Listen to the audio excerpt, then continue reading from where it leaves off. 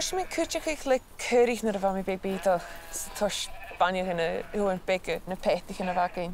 Agus an nuair sin chaimig an college nuair bha mi 8 bliana díag is well bha glanseal fever orm.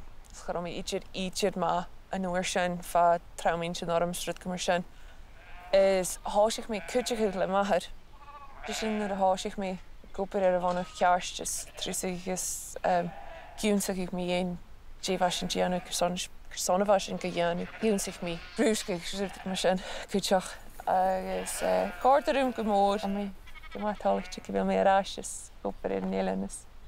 Dí le go cuideachd chéinealach mo híinethe fó le go bliana gúis a gopur Caoraich a Club Caoraich.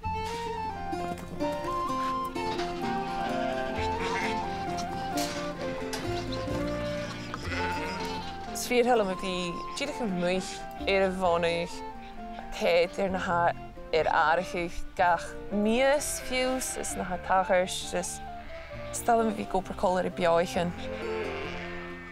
Stalam a bhí gopur Caoraich cáin. Searlam cáin na duine sa bíle a bhí ánarach. Seo Scotty an cúpaigh á go hacam a trí cáin agam dáú hacar sin is gaf me Scotty a nuri.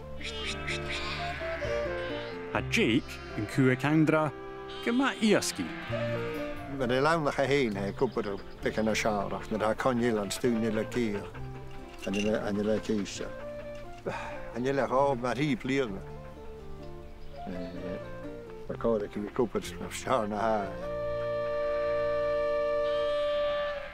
Yn ysgysell yn y hwain, mi at cors el ffala Caoraich maher. Ik is een maag aan de wannegat, dat is.